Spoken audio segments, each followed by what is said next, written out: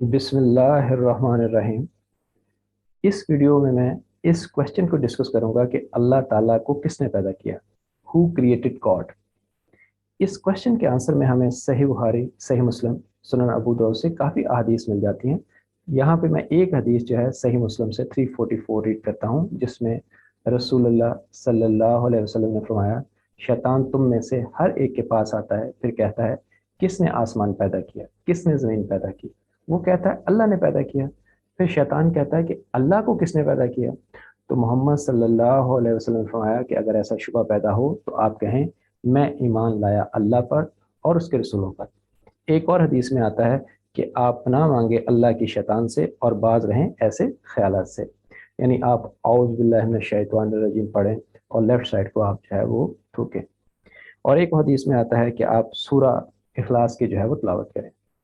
तो इससे जो है मुस्लिम जो है सेटिस्फाई हो जाएगा। यानी उसको कुरान से भी रेफरेंस मिल गया सूरा इखलास से कि अल्लाह को भी किसी ने पैदा नहीं किया, और उसको अहादीस से भी रेफरेंस मिल गया कि ये ऐसे क्वेश्चन जो है ये शैतानी वसवसे हैं, हमें इनको अवॉइड करना चाहिए। लेकिन नॉन मुस्लिम जो है वो इससे सेटिस्फाई नहीं करेगा। तो नॉन मुस्लिम को आप सूरा इखलास की ट्रांसलेशन बताएं कि भाई अल्लाह एक है, अल्लाह बेनियाज है, ना उसकी कोई औलाद है और ना वो किसी की औलाद है, उसका कोई हमसर नहीं। तो हो सकता है वो इससे भी सेटिस्फाई ना हो।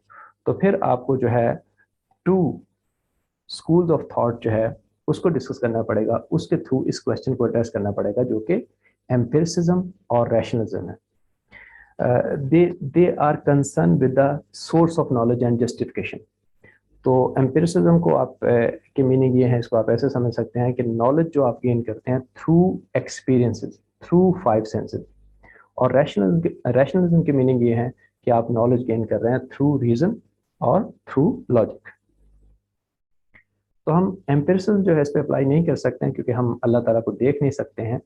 हालांकि उसके हम साइन जो है, इंडिकेटर जो है वो हमें शो हो जाते हैं कि सन है, मून है, स्काई है, अर्थ है, दिन और रात का आना जाना है, हवाओं को चलना है। ठीक है। लेकिन ये है कि हमें यहाँ पे रैशनलिज्म जो है वो अप्लाई करना पड़ेगा। हमें नॉलेज जो है अल्लाह को जो है थ्रू रीजन, थ्रू लॉजिक जो है उसको समझना पड़ेगा। तो रैशनलिज्म में हम जो है डिडक्टिव रीजनिंग अप्लाई करते हैं। In deductive reasoning we draw conclusion based on premises. If the premises are true, we can say our conclusion is logically true.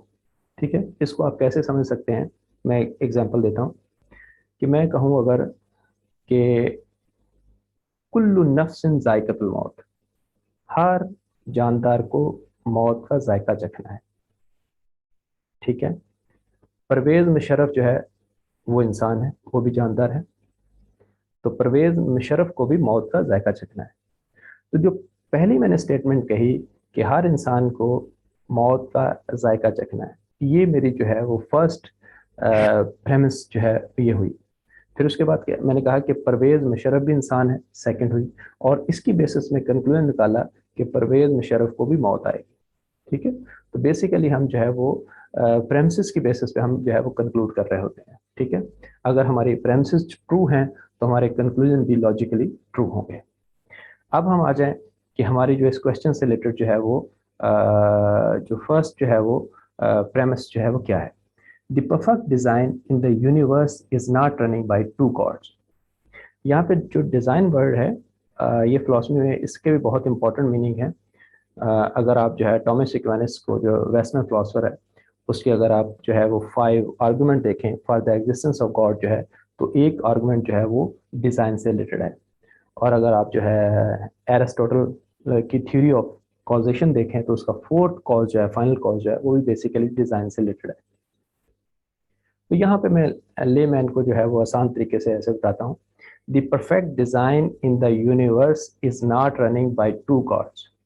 यानी अगर एक से ज़्यादा खुदा होंगे तो ये यूनिवर्स जो है वो प्रॉपरली रन नहीं हो सकती है। वो जो है यूनिवर्स के अपना अपना हिस्सा लेके चले जाएंगे, पूरा सिस्टम जो है वो क्लैप्स कर जाएगा, और हो सकता है वो एक दूसरे पे अटैक भी कर दें।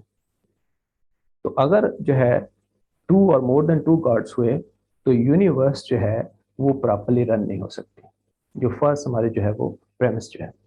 सेकंड इसमें आपके पास god and his father, cannot run universe perfectly. ठीक है, यानी लेकिन अब आप यहाँ पे देखें कि यूनिवर्स तो परफेक्टली रन हो रही है, ठीक है, यानी आपके पास sun, galaxies, moon, star, they are working perfectly, animals, plants, they are doing their job perfectly. तो इसका मतलब ये है कि यूनिवर्स में टू गॉड्स नहीं है, ठीक है, अदरवाइज ये है, ये प्रॉपरली काम नहीं कर सकेगी. तो कंक्लूजन यहां से क्या निकला?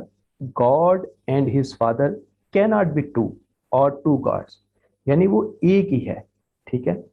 Hence it is proved that there is only one God who is running the universe, ठीक है.